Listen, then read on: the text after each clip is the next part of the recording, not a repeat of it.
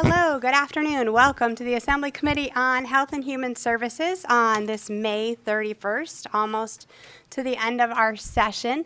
Welcome to those of you who are joining us here in Carson City, anyone who may be in Las Vegas, and those who are on the telephone line. As we start today, Secretary, will you please take the roll? Assembly members Dahlia. Here. Edgeworth. Here. Gonzalez. Goulding. Here. Gray. Here. Hafen. Hibbets. Here. Hunt. Here. Jackson. Here. Koenig. Here. Nadeem. Present. Nguyen. Here. Orntlicker. Here. Chair Brown-May. Here. Thank you. Would you please mark Assemblymember Gonzalez absent excused today? And Assemblymember Hafen present when he arrives, if he makes it before we adjourn? No. Or absent excused if he doesn't. With that, a couple of housekeeping items. Please remember to silence your electronic devices. If you wish to testify, sign in at the table. Members of the public may provide public comment or testimony on a bill by telephone or in writing. Today, you can dial 669-900-6833, and our meeting ID is 824-635-22372, and then press the pound sign. We will take public comment today at the end of our meeting. Our meeting agenda and committee information is available on Nellis. And as a reminder, please be courteous and respectful in all of our interactions, and our members will be using their electronic devices. Please don't take that as a sign of disrespect. They are looking at a number of items online. We have one bill hearing today on our agenda, and then we will move into work session. And so we will open up the bill hearing for Senate Bill 466. We will welcome our presenter to the table, as well as Director Goycochea, who is joining us by Zoom today. You are welcome to begin whenever you're ready.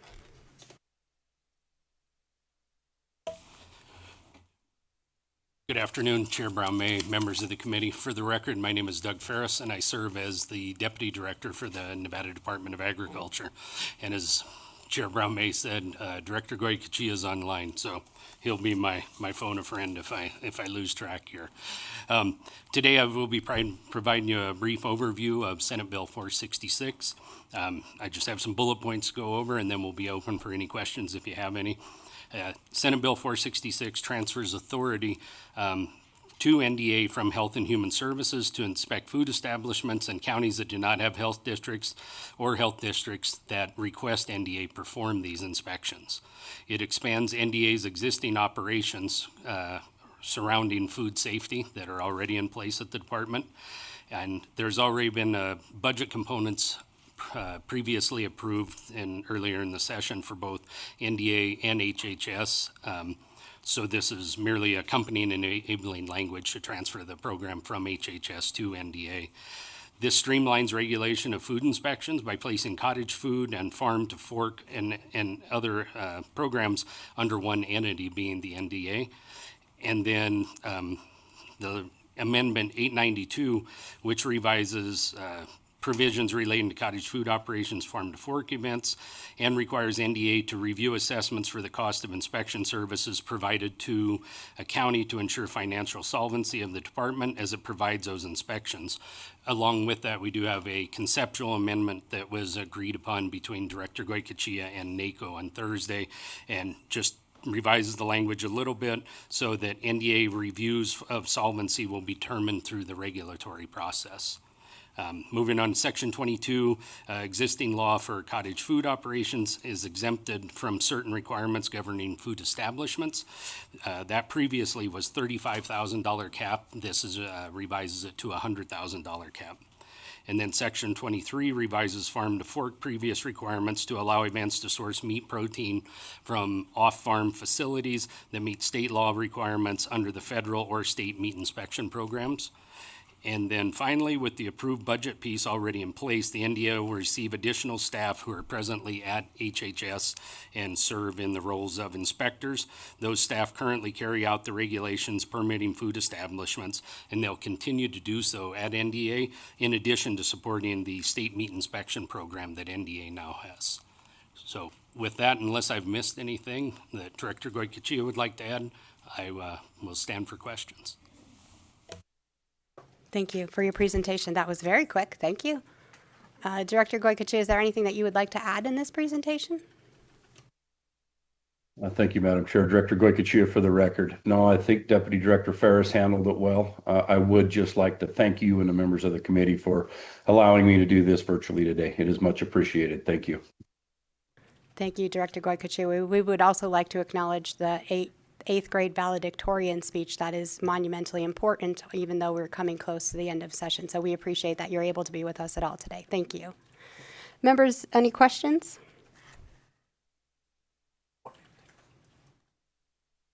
Assemblymember Ornlicker? Thank you, Chair. Thank you for the very helpful presentation. So I understand what we're doing or proposing. Could you say more about the why? Because at the federal level, there have been concerns about the Department of Agriculture at the federal level handling these kinds of responsibilities.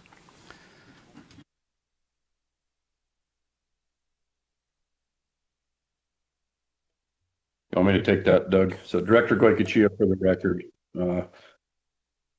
Assemblymember Ornlicker, to you through the chair. So this conversation had started actually years ago with Health and Human Services under previous administrations as well.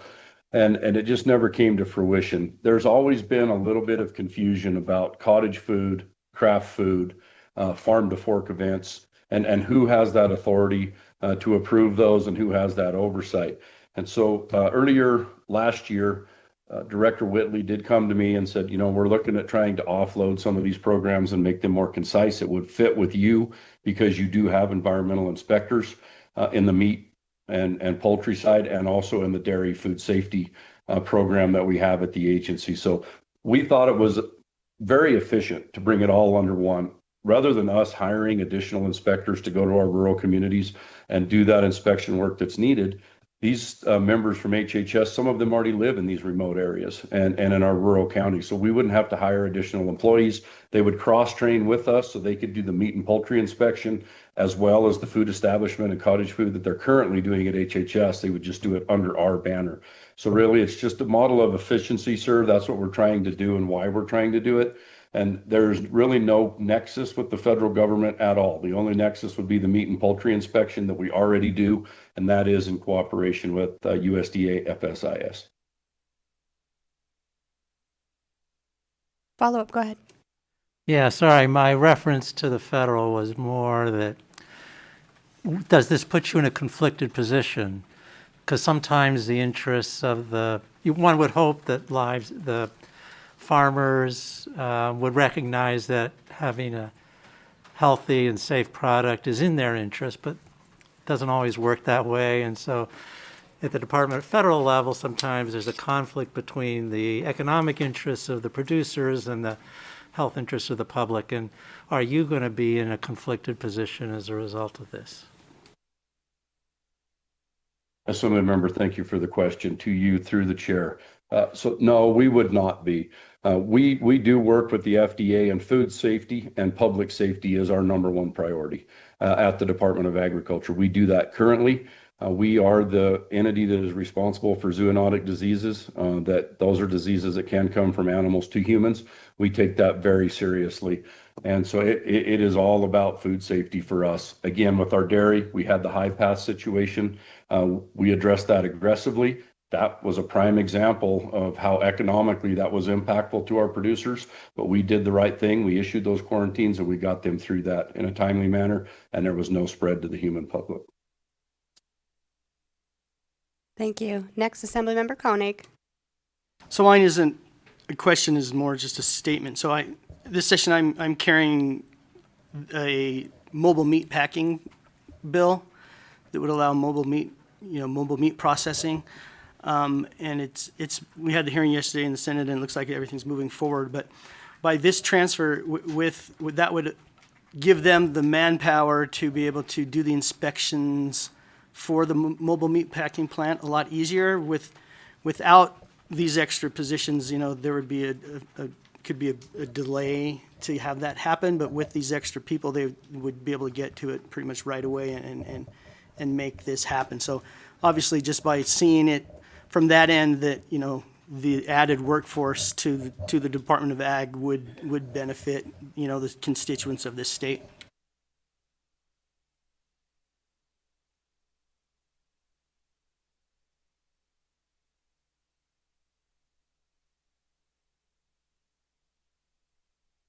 Right?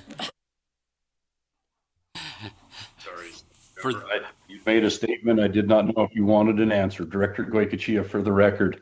Yes, so AB 251, we have worked with you, the bill sponsor, on that significantly over this session, and this is definitely a move in that right direction. Having these folks out in rural Nevada is going to limit the amount of fees that mobile processing unit would have to be charged if we had to do time and miles to send an inspector out there. So again, it is a model of efficiency. We're going to use the closest inspector to that site, and by having these additional people on board at the NDA, that will be a huge relief to our producers that are out in the field, and they won't have to experience that time and mileage fee increase.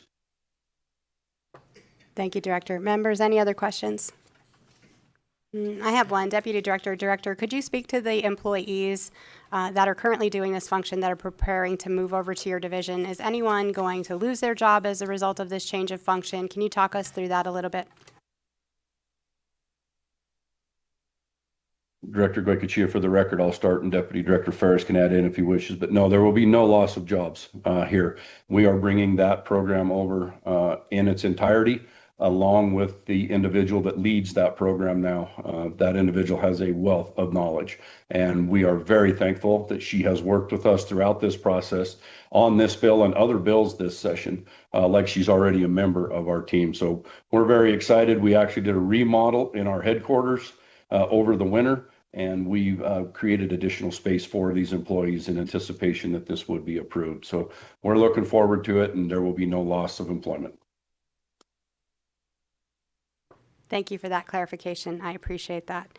And then one last question as we talk about this change in your oversight. This is specific to where we don't have current health districts like Clark County and Washoe County. Is that correct? This is for Rural Health Authority oversight. Am I correct in that? Madam Chair, Director Goycochea, for the record, you're correct in that for the food establishments, i.e. restaurants, that kind of thing. And you and I have visited about that. The craft food portion, the agency would oversee that statewide, and we have committed to working with all of our partners, including those health districts, on what that's going to look like. I envision something very similar to what the fire marshal does, where we have those county representatives. The fire marshal himself doesn't go down to all of those. So we will be working with our partners who currently have some oversight of cottage food. We're going to continue to work with them as where they can visit those farmers markets. And again, we wouldn't have to have people travel down there to do that. So we will do that all through the regulatory process. And I have been meeting with representatives of both health districts to address that. Thank you for that clarification and getting that on the record. I appreciate that. Thank you. Members, any other questions? Okay, seeing none, we will thank you for your presentation. We'll ask you to step back. At this time, we'll open up testimony and support. If you would like to offer testimony in support of this measure, please come forward here in Carson City or in Las Vegas. Seeing no movement. AVH, is there anyone on the telephone line who would like to offer comments in support of Senate Bill 466?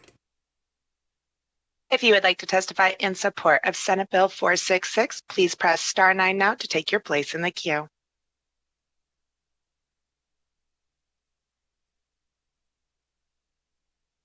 Caller with the last 3 digits, 283. You are now unmuted and may begin.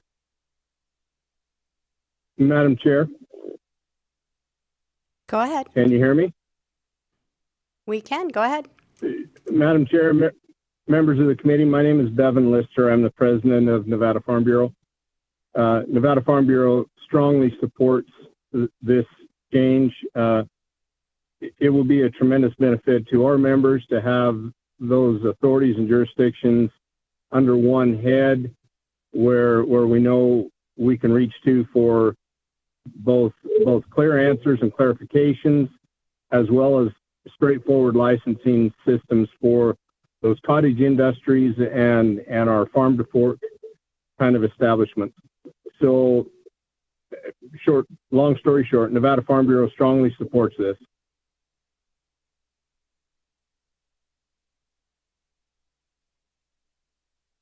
Chair, there are no other callers to testify in support. Thank you, AVH. This time we'll move into opposition testimony. If you would like to offer testimony in opposition of Senate Bill 466, please come forward here in Carson City or Las Vegas. Seeing no movement, AVH, is there anyone on the telephone line who would like to offer testimony in opposition today? Chair, the public line is open and working. There are no callers for opposition. Thank you, AVH. This time we'll move into neutral testimony. If you'd like to offer testimony in neutral, please come forward. Thank you. State and spell your name for the record. You'll have 2 minutes. Begin when you're ready. Good afternoon, Chair Brown May. For the record, my name is Joelle Gutman Dodson with the Northern Nevada Public Health, and I just wanted to get on the record that we have discussed this with Administrator Goycochea, and we are ready to work with him. So I just wanted to confirm what he said. Thank you. Good afternoon, Chair Brown May and members of the committee. For the record, Jennifer Berthiaume, that's Berthiaume, Government Affairs Manager at the Nevada Association of Counties, or NACO. I'd like to start by thanking Chair Brown May, Senator Doñate, Director Goycochea, and Deputy Ferris for reviewing and accepting our amendment. We believe it creates coordination between counties and state agencies to advocate for a more flexible approach that allows the Department of Agriculture to determine the appropriate mix of revenue sources, such as reviewing current fees, state budgets, and county assessments to ensure the program's sustainability. We felt this method aligns with the department's plan to review and adjust funding mechanisms through the regulatory process and in collaboration with state and county teams. So thank you. Thank you. Seeing no one else here in support and no one in Las Vegas coming to the table, or excuse me, in neutral, AVH, is there anyone on the telephone line who would like to offer testimony in neutral? Chair, the public line is open and working. There are no callers for neutral. Thank you, AVH. We'll invite our bill sponsor to make closing comments if you'd like. No, we're good. We're getting a wave. No. So we will officially close our bill hearing for Senate Bill 466.